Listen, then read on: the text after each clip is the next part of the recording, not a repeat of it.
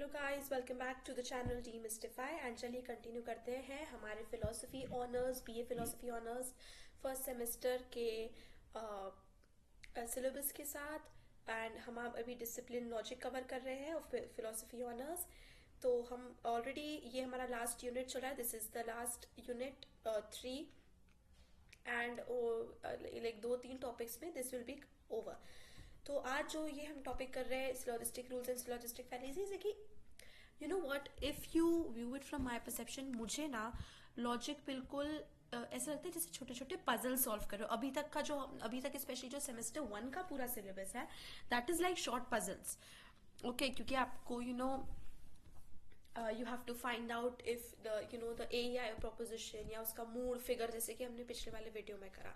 तो let us continue with this. And ये हमारा थर्ड लास्ट टॉपिक है, इसके बाद 2 और टॉपिक्स बचते हैं। So this is very good. अब देखिए, हमने इसके पहले वाले टॉपिक में already mood figure and categorical standard form categorical syllogisms, ये सारी चीजें हमने ऑलरेडी कवर कर ली है। अब हमें पढ़ना है syllogistic rules and syllogistic फैलेसीज। A syllogism may fail to establish its conclusion in many different ways. To help avoid common errors, we set forth rules, 6 of them to guide the reasoner. Any given standard form syllogism can be evaluated by observing whether any one of these rules has been violated. तो हमें अब पता करना है कि कोई भी syllogism है वो valid है या नहीं है, उसकी validity and invalidity को अब हम लोगों को evaluate करना है। Mastering the rules by which syllogisms may be evaluated also enriches our understanding of the syllogism itself, and it helps us to see how syllogism works and to see why they fail to work if the rules are broken. ठीक है, तो अब हम लोग 6 fallacies पढ़ेंगे ना। What a fallacy is, okay. What is a fallacy? एक fallacy मतलब when any rule is broken. So कोई भी चीज अगर follow नहीं हो पा रही है, if there is no link established, that is a fallacy. A violation of any one of these rules is a mistake, and it renders the syllogism invalid. Because it is a mistake of that special kind, we call it a fallacy, and because it is a mistake in form of the argument, we call it a formal fallacy, to be contrasted with informal fallacies. तो हम लोग 6 rules पढ़ेंगे and 6 rules की 6 फैलेसीज पढ़ेंगे। तो fallacy मतलब when there is a kind of mistake, जब fallacy is a special kind of mistake. तो हम लोग यही सिलोजिज्म के रूल्स एंड फैलेसीज पढ़ेंगे।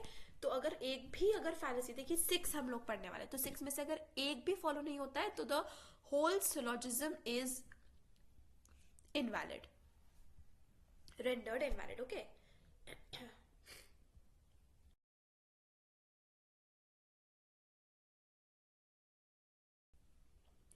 पहला रूल है अवॉइड 4 टर्म्स।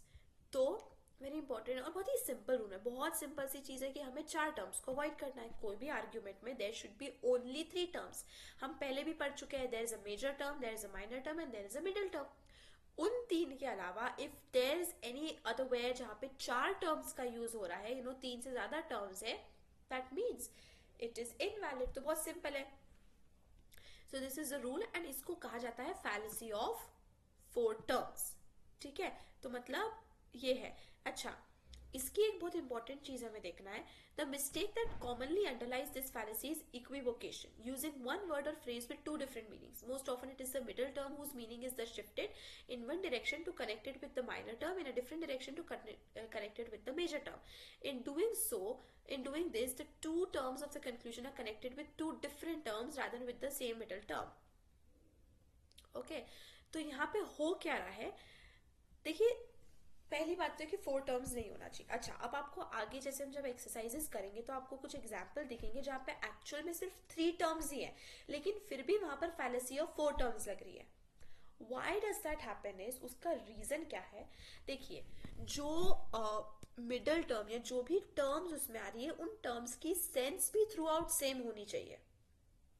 ओके, कि वो जिस सेंस में यूज की जा रही है। फॉर एग्जाम्पल, अगर हम राम की बात करें, ठीक है, अगर हम राम की फैमिली की बात कर रहे हैं, ठीक है, Ram is Neeta's son, Ram is Puneet son. मतलब अगर जैसे Ram's mother is Neeta, Ram's father is Puneet, and this Ram is the child of Puneet and Neeta. तो यहाँ पर हम उसके फैमिली के बारे में, उसके मम्मी पापा की बात करें। अब अगर हम ये डाल दें कि for example, Ram is Neeta's son, and अगर हम लोग डाल दें कि Ram is Ram looks like Puneet, इस तरीके से कुछ करते, and this Ram is Neeta and Puneet सन।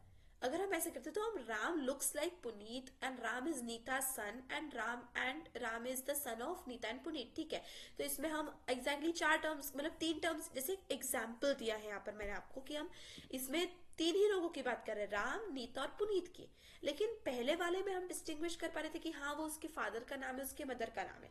यहाँ पे हमने बीच में डाला कि राम पुनीत जैसे दिखता है, तो हम ये इससे नहीं पता कर सकते कि वो उसके जैसे दिखता है मतलब उसी का बेटा है, ठीक है। तो आप समझ रहे बात को कि थ्रू आउट भले ही तीन टर्म्स ही यूज रहे, कई बार ऐसा होता है एंड वेरी कॉमनली ऐसा होता है कि ये जो सिलोजिज्म हम सॉल्व कर रहे होते हैं उसमें ऐसा हमें देखने को मिलता है कि जो टर्म है वो तो तीन ही है, मेजर टर्म, माइनर टर्म और मिडिल टर्म, लेकिन उसका सेंस थ्रू आउट सेम नहीं है। मतलब वो भले एक ही टर्म है लेकिन वो दो अलग अलग सेंसेस में यूज किया जा रहा है, दो अलग अलग मीनिंग्स में, डिफरेंट कॉन्टेक्स्ट में यूज किया जा रहा है। तो अवॉइड फोर टर्म्स इसलिए जो है वो हमें ये ध्यान रखना है कि वो अलग कॉन्टेक्स्ट में यूज ना हो, थ्रू आउट सारे टर्म्स का कॉन्टेक्स्ट सेम रहना चाहिए। अब जब ये एक्सरसाइज करेंगे तो और समझ में आ जाएगा। रूल 2 आता है distribute the middle term in at least one premise. अब हम ऑलरेडी हमारे पुराने वाले वीडियोस में पढ़ चुके हैं डिस्ट्रीब्यूशन के बारे में, चलिए फटाफट से यहाँ पे कर लेते हैं। ए में क्या डिस्ट्रीब्यूट होता है? Only S. ई में क्या डिस्ट्रीब्यूट होता है? Both S and P. I में क्या डिस्ट्रीब्यूट होता है? नन एस और पी। ओ में क्या डिस्ट्रीब्यूट होता है? ओनली पी, ठीक है। तो जब हम P या S की बात करें तो वो सब्जेक्ट या प्रेडिकेट नहीं, मतलब सब्जेक्ट या प्रेडिकेट टर्म की पोजीशन पे जो वर्ड आ रहा है उसकी बात कर रहे हैं, ठीक है। तो हमें ये ध्यान रखना है कि डिस्ट्रीब्यूशन में कि हमें रूल 2 हमें क्या कहता है कि middle term at least once premise में डिस्ट्रीब्यूट होना चाहिए, मतलब कम से कम एक बार ऐसा होना चाहिए कि वो डिस्ट्रीब्यूट हो रहा है। तो ये इसका मतलब क्या, देखिए rule 2 is distribute the middle term in at least one premise, and अगर ऐसा नहीं होता है तो that is called as fallacy of the undistributed middle. तो अभी तक हमने दो फैलेसी पढ़ी है, fallacy of four terms, second is fallacy of the undistributed middle term. यहाँ पर if there is an example given, मतलब देखिए जब अभी आप रूल समझिए, फैलेसी समझिए, जब हम इसकी एक्सरसाइज पे जाएंगे ना it will be very clear, बहुत इजीली समझ में आएगा कौन सा रूल कहाँ अप्लाई कर रहा है। तो जस्ट वेट, ओके। रूल 3 कहता है any term distributed in the conclusion must be distributed in the premises. तो अगर जो प्रेडिकेट टर्म है वो अगर कंक्लूजन में डिस्ट्रीब्यूट हो रहा है तो उसको प्रेमाइसिस में भी कम से कम एक बार डिस्ट्रीब्यूट होना ही है। और अगर सब्जेक्ट टर्म कंक्लूजन में डिस्ट्रीब्यूट है तो सब्जेक्ट टर्म को, मतलब जो भी टर्म कंक्लूजन में, फॉर एग्जाम्पल अगर कंक्लूजन एक ए प्रोपोजिशन है ऑल एस एस पी, तो एस डिस्ट्रीब्यूट हो रहा है उसमें, करेक्ट। तो ऊपर के अगर प्रीमाइसेस में जो और भी प्रीमाइसेस है उसमें एक बार एस को डिस्ट्रीब्यूट होना, मतलब जो एस है उसको एक बार ऊपर डिस्ट्रीब्यूट होना चाहिए। अगर नहीं होता है तो that is known as fallacy of illicit process. अब इसमें फैलेसी ऑफ इलिसिट प्रोसेस में हमें ध्यान रखने वाली क्या चीज है कि there are two fallacies, fallacy of the illicit major term and fallacy of the illicit minor term, okay. तो ये देखिए यहाँ पर अगर हमें यहाँ पर एग्जाम्पल दिया गया है, ठीक है। माइनर टर्म और मेजर टर्म, मतलब अगर माइनर टर्म डिस्ट्रीब्यूट नहीं हो रहा है तो fallacy of minor term, major term distribute नहीं हो रहा है तो फैलेसी ऑफ मेजर टर्म। कैसे, यहाँ पर देखिए all traditionally religious people are fundamentalist, ठीक है। Traditionally religious people are fundamentalist, तो इसका मतलब ये होता है कि ये ए प्रोपोजिशन है। अब ए प्रोपोजिशन में एस डिस्ट्रीब्यूट होता है तो ट्रेडिशनली रिलीजियस पीपल इसमें डिस्ट्रीब्यूट हो रहा है। सेकेंड वाला है all traditionally religious people are opponents of abortion, ठीक है। So this is also A proposition. अब क्योंकि ये दोनों टर्म्स सिर्फ और सिर्फ प्रीमाइसेस में और कंक्लूजन में नहीं है तो ये मिडिल टर्म है, तो ठीक है। हमने ऊपर देखा था फैलेसी ऑफ अनडिस्ट्रीब्यूटेड मिडल कि कम से कम एक बार मिडिल टर्म डिस्ट्रीब्यूट होना चाहिए। Yes it is happening, minimum एक बार, एक से ज्यादा बार, दो बार हो सकता है, दैट्स नॉट अ प्रॉब्लम, पर कम से कम एक बार मिडिल टर्म डिस्ट्रीब्यूट हो रहा है, चलो ठीक है। अब आता है therefore all opponents of abortion are fundamentalist. अब देखिए all opponents of abortion, conclusion में हमारी एस वाली टर्म जो है वो डिस्ट्रीब्यूट हो रही है, लेकिन ऊपर ओपोनेंट्स ऑफ अबॉर्शन डिस्ट्रीब्यूट नहीं हो रही है. That is why this is a fallacy of minor term. ठीक है, फैलेसी ऑफ माइनर टर्म मतलब कंक्लूजन में माइनर टर्म डिस्ट्रीब्यूटेड है लेकिन ऊपर नहीं हो रही है. बहुत सिंपल है. इसी की जगह अगर फंडामेंटलिस्ट डिस्ट्रीब्यूट हो रहा होता और ऊपर फंडामेंटलिस्ट डिस्ट्रीब्यूट नहीं हो रहा था तो ये फैलेसी ऑफ मेजर टर्म हो जाती. As simple as that. बहुत ही सिंपल चीज है.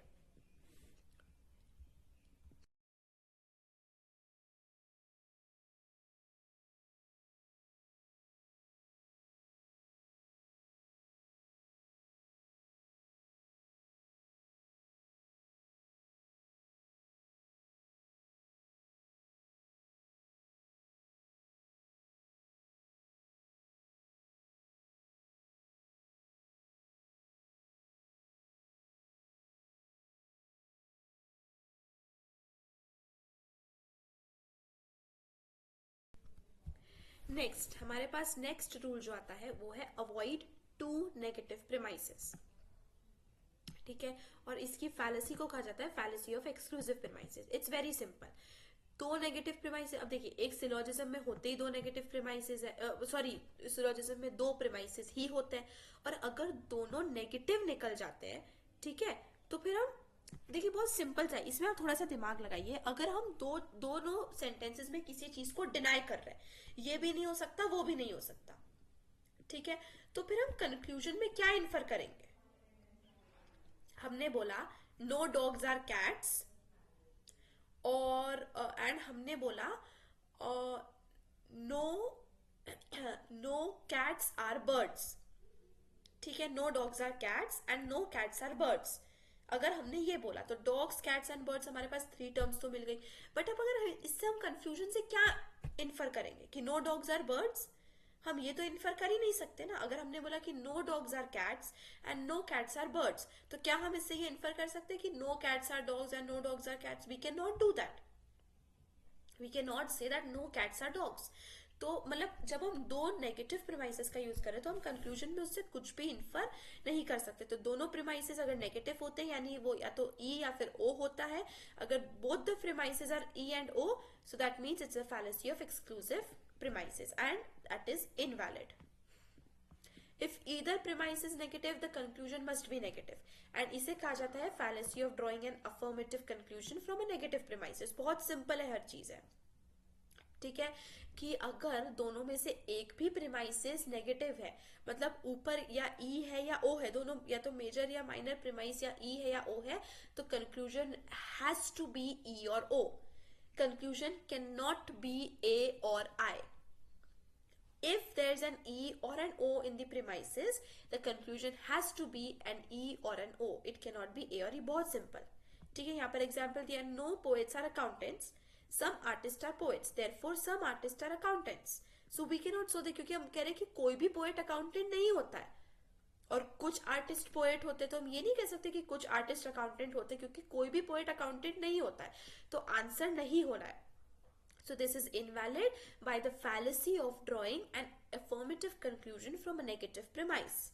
ठीक है, क्योंकि अगर एक प्रीमाइस नेगेटिव है तो conclusion has to be a negative one. हमारा लास्ट रूल है from two universal premises no particular conclusion may be drawn, and this is known as fallacy of existential fallacy. अब देखिए, आप जरा सा फ्लैशबैक करिए, हमने चैप्टर नंबर 5 में पढ़ा है एक्सिस्टेंशियल इम्पोर्ट बूलियन इंटरप्रिटेशन का, और हम इसमें क्या पढ़ते हैं कि आई एंड ओ प्रोपोजिशन में एक्सिस्टेंशियल इम्पोर्ट होता है और ए और ई में नहीं होता है. मतलब बूलियन इंटरप्रिटेशन के अकॉर्डिंग ए और ई प्रोपोजिशन में एक्सिस्टेंशियल इम्पोर्ट नहीं होता है. तो अगर दोनों यूनिवर्सल ए और ई में एक्सिस्टेंशियल इम्पोर्ट नहीं होता है, तो कंक्लूजन में हम कैसे बोल सकते हैं कि एक्सिस्टेंशियल इम्पोर्ट एग्जिस्ट करता है? तो अगर ऊपर के प्रीमाइसेस, सॉरी मतलब अगर प्रीमाइसेस ए या ई है, तो conclusion has to be either A और E. Conclusion can not be I और ओ. अगर कंक्लूजन आई या ओ में से होता है, then the syllogism is invalid. बहुत सिंपल है. यहाँ पर एग्जाम्पल देखिए, premise major premises all household pets are domestic animals. Premise 2 is minor premises no unicorns are domestic animals. Therefore some unicorns are not household pets.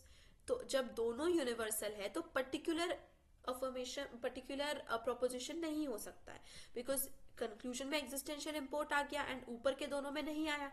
So this is an existential fallacy. So this AEO is an invalid mood by the existential fallacy. ठीक है, हमारे 6 के 6 rules हो चुके हैं. सिलॉजिस्टिक rules and फैलेसीज बहुत simple है. ये रूल है और ये फैलेसी के नाम है. ठीक है, तो हमें फैलेसी के नाम मेंशन करना है. What fallacy? 4 terms. Fallacy of 4 terms, fallacy of undistributed middle, fallacy of illicit process of the major term, जैसे कि fallacy of illicit major और fallacy of illicit minor, fallacy of exclusive premises, fallacy of drawing an affirmative conclusion from a negative premise and existential fallacy. बहुत simple है, very simple. अब 6 के 6 rules को और fallacies को अप्लाई करने के लिए या उसके प्रैक्टिकल यूज के लिए, मतलब और अच्छे से समझने लर्न करने के लिए, you can go through this flow chart. इससे बहुत सिंपली समझ में आ जाएगा. सबसे पहले ये प्रोसेस बता रहा है, मतलब हमको सबसे पहले प्रीमाइस कंक्लूजन को आइडेंटिफाई करके उसको स्टैंडर्ड फॉर्म में अरेंज करना है. कर लिया, मेजर प्रीमाइस, फिर माइनर प्रीमाइस, फिर कंक्लूजन. फिर पहले हमें देखना है कि क्या इसमें एग्जैक्टली 3 टर्म्स है. अगर नहीं है तो वहीं पर इनवैलिड हो गया 4 टर्म्स, फैलेसी, स्टॉप, खत्म. अगर आर्ग्यूमेंट इनवैलिड, अगर एक भी फैलेसी निकल रही है तो कोई दूसरी फैलेसी कमिट नहीं हो सकती है. एक फैलेसी है तो वो ऑलरेडी आर्ग्यूमेंट जो है वो इनवैलिड हो गया है, तो we have to stop right there. चलो, अब मान लो 4 टर्म्स नहीं है, 3 टर्म्स ही है, सेम सेंस में यूज हो रहा है, तो that means yes, then we have to continue. अब सेकेंड स्टेप देखना है कि क्या मिडल टर्म डिस्ट्रीब्यूटेड कम से कम वंस है. अगर नहीं हो रहा है तो stop right there. We have found our fallacy, it is fallacy of undistributed middle term, distributed middle. अगर फैलेसी नहीं हो रही है, अगर मिडल टर्म डिस्ट्रीब्यूट हो रहा है, देन अगेन कंटिन्यू. अब मेजर और माइनर टर्म देखना है, क्या वो दोनों डिस्ट्रीब्यूट हो रहे हैं, मतलब अगर कंक्लूजन में मेजर या माइनर डिस्ट्रीब्यूट हुआ है तो प्रीमाइस में भी हो रहा है कि नहीं हो रहा है. अगर नहीं हो रहा है तो stop right there, it is fallacy of illicit major और इलिसिट माइनर, खत्म. अगर हो रहा है, डिस्ट्रीब्यूशन हो रहा है, then again continue. Next step पे आइए. नेक्स्ट स्टेप क्या बोलता है कि अगर क्या दोनों प्रीमाइसेस नेगेटिव है. अगर है तो वहीं पे रुक जाइए, because it is fallacy of exclusive premises, तो खत्म, इनवैलिड हो गया. अगर नहीं है, दोनों प्रीमाइसेस नेगेटिव नहीं, देन अगेन कंटिन्यू. अब हमें देखना है कि क्या एक नेगेटिव प्रीमाइस है. अगर है तो उसमें हमें फिर चेक करना है कि कंक्लूजन नेगेटिव है या पॉजिटिव है, अफर्मेटिव है. अगर कंक्लूजन अफर्मेटिव है, stop there, we have found our fallacy. अगर कंक्लूजन नेगेटिव है, देन अगेन कंटिन्यू. अब हमें एक पर्टिकुलर कंक्लूजन को देखना है कि क्या प्रीमाइस पर्टिकुलर है और उसके पर्टिकुलर कंक्लूजन है, तो उस तरीके से. अगर यूनिवर्सल प्रीमाइसेस है और पर्टिकुलर कंक्लूजन है तो स्टॉप राइट देयर, हमें फैलेसी मिल गई, इट इज एग्जिस्टेंशियल फैलेसी. और अगर इनमें से कुछ भी नहीं हो रहा है, that means this is a valid argument. बहुत सिंपल है. अब देखिए, लेट्स सी इसमें करना क्या है हमें. Identify the rule that is broken by invalid syllogisms of the following forms and name the fallacy that each commits. तो हमें क्या करना है कि हमें देखना है कि कौन सा रूल ब्रेक हो रहा है, रूल 1, रूल 2, रूल 3. ठीक है, क्योंकि ये सारे सिलोजिज्म इनवैलिड है, मतलब जो भी इनवैलिड सिलोजिज्म है उसमें रूल और फिर उसके बाद उसकी फैलेसी को आइडेंटिफाई करना है. बहुत सिंपल है, फटाफट करते. देखिए, EAA1. अब EAA1 है, 1 का मतलब है कि पहले वाला जो मिडल टर्म है that will be in the place of the subject. तो एक करके दिखाते हैं, उसके बाद आप खुद ट्राई करिएगा.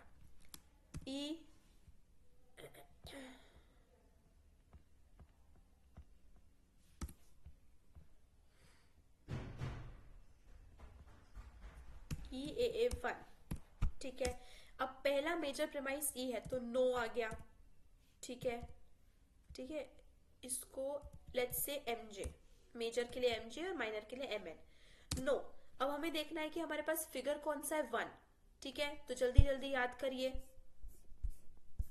This is 1, this is 4, this is 2, this is 3. ठीक है, फटाफट हमने देख लिया, याद कर लिया. तो 1 में सबसे पहले middle term is in the place of the subject, so no M is, अब P पहले ऊपर आएगा because this is the major premise. Predicate मतलब जिस टर्म में मेजर टर्म रहता है वही मेजर प्रीमाइस है, और major term is always the predicate. MN, अब A है, therefore all S is M. Minor term S है और मिडल टर्म अब प्रेडिकेट की टर्म पे होगा, तो कंक्लूजन इज अब वापस ए कंक्लूजन है, that is all S is P. ठीक है, अब हमने ये तो फॉर्म कर लिया, ये A1 जो दिया उससे हमें ये फॉर्म कर दिया। अब हमें क्या देखना है, पहली हमने क्या देखा था, 4 टर्म्स, तो क्या 4 टर्म्स है? नहीं है, इसमें एस एम पी 3 टर्म्स ही है। ठीक है, now what was rule number 2, undistributed middle term. अब देखिए इसमें क्या क्या डिस्ट्रीब्यूट हो रहा है, हमारे पास नो एम एस पी में एम डिस्ट्रीब्यूट हो रहा है, पी डिस्ट्रीब्यूट हो रहा है, ऑल एस एस एम में एस डिस्ट्रीब्यूट हो रहा है, इस कंक्लूजन में एस डिस्ट्रीब्यूट हो रहा है, मतलब एक बार हमारा middle term is distributing here. ठीक है, नेक्स्ट हमारा क्या है, फैलेसी ऑफ इलिसिट मेजर और इलिसिट माइनर। कंक्लूजन में हमारा सब्जेक्ट डिस्ट्रीब्यूट हो रहा है, ऊपर भी सब्जेक्ट डिस्ट्रीब्यूट हो रहा है। ठीक है, देखिए हो सकता है प्रीमाइस में जैसे यहाँ प्रेडिकेट हो रहा है बट कंक्लूजन में हो रहा है, उसका कोई मैटर नहीं है। मैटर तब है जब कंक्लूजन में कोई टर्म हो रहा है और प्रीमाइसिस में नहीं हो रहा है। तो यहाँ पे कंक्लूजन में सब्जेक्ट डिस्ट्रीब्यूट हो रहा है और ऊपर भी डिस्ट्रीब्यूट हो रहा है, तो ये भी हो गया। तो अभी तक हमने 4 टर्म्स भी, अनडिस्ट्रीब्यूटेड मिडल टर्म भी, फिर अनडिस्ट्रीब्यूटेड मिडल टर्म के बाद fallacy of illicit major and minor भी। अब नेक्स्ट हमारे पास क्या आता है, एक्सक्लूसिव प्रीमाइसिस। ठीक है, अब एक्सक्लूसिव प्रीमाइसिस क्या कहते हैं, 2 नेगेटिव प्रीमाइसिस, तो नहीं 2 नेगेटिव भी नहीं है, ई के बाद ए है। ठीक है, नेक्स्ट हमारे पास क्या आता है, affirmative conclusion from negative premise, तो ये हमारी हो गई, यहां पर हमारा पकड़ा गया। This is rule number 5। Rule 5, if any one premise is negative, the conclusion should be negative। तो इसको हम कैसे लिखेंगे, so E A is an invalid mode in figure 1 by the fallacy of drawing an affirmative conclusion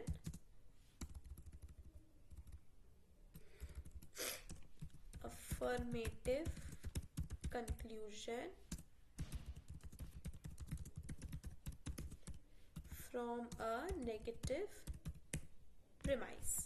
सो इस तरीके से जो है वो हमें हमारा ये पूरा सॉल्व करना है। I hope this is clear to you. अब देखिए इसमें मैं what we can do is, जो सारे आंसर्स हैं, क्योंकि यहाँ पर इतनी स्पेस नहीं है कि मैं समझा सकूं, देखिए there is no space here, तो ये जो 15 है, इन 15 के आंसर्स में आपको डिस्क्रिप्शन में, इस वीडियो के डिस्क्रिप्शन में टाइप करूंगी, तो आपके पास सारे आंसर्स अवेलेबल होंगे। स्टिल अगर किसी भी क्वेश्चन को सॉल्व करने में there is a problem, so you can always comment me and let me know, तो मैं उसके लिए एक वीडियो क्लैरिफाई करते हुए आई विल डू दैट, और I try to explain in the comments और वट एवर द वेज। तो इसके answers I will give in the description box. देखिए हम एक्सरसाइज 2 की तरफ बढ़ते हैं।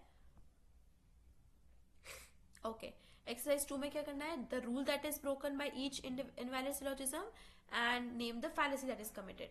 तो सेम चीज है, इसमें भी हमें रूल और फैलेसी आइडेंटिफाई करना है। What is the C question से, सी जो है वो भी सेम चीज है, इसमें भी रूल एंड वो करना है, बस अंतर इतना है, द क्वेश्चन का फॉर्म अलग है।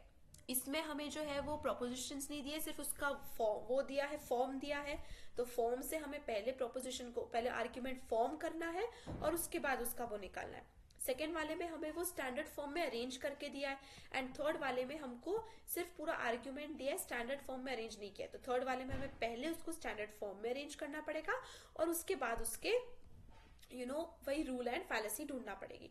तो मैं दोनों बी एंड सी का भी एक एक क्वेश्चन सॉल्व कर देती हूँ, एंड फिर अगेन मैं ए बी सी तीनों के आंसर्स जो है वो डिस्क्रिप्शन बॉक्स में आपको दूंगी।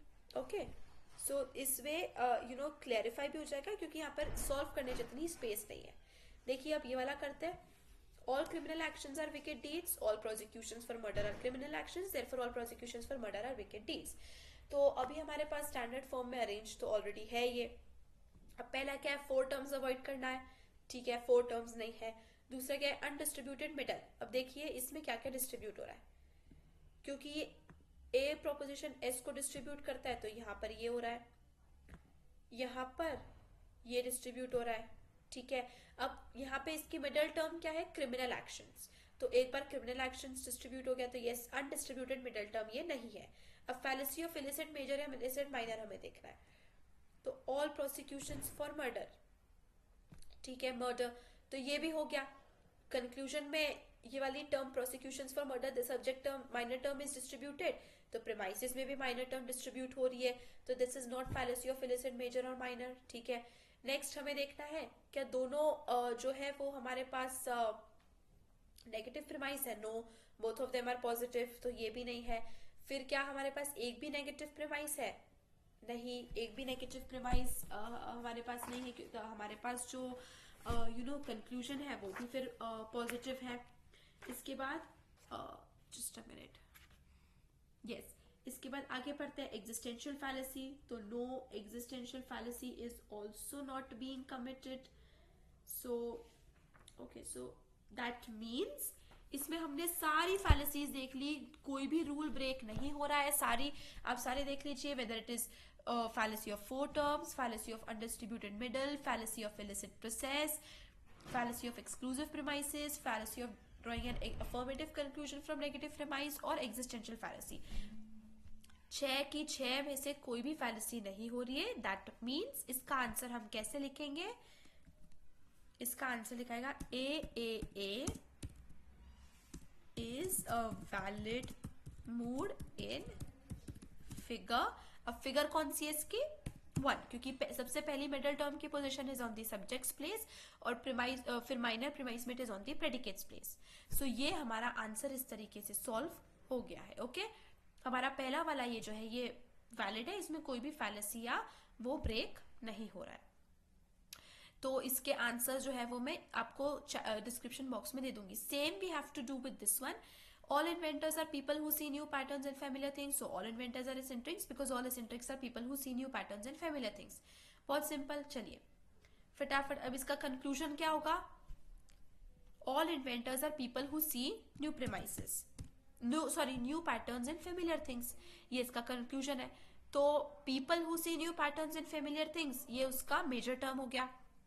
तो it is in last one. All eccentrics are people who see new patterns in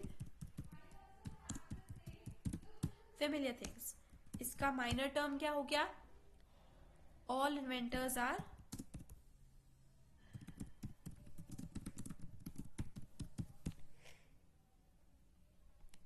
इसका कंक्लूजन क्या हो गया?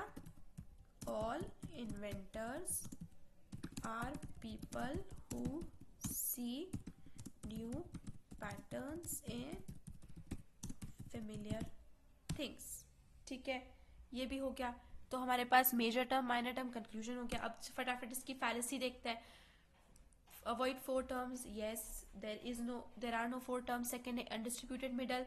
देखिए इसमें हमारे पास एसेंट्रिक्स आर पीपल,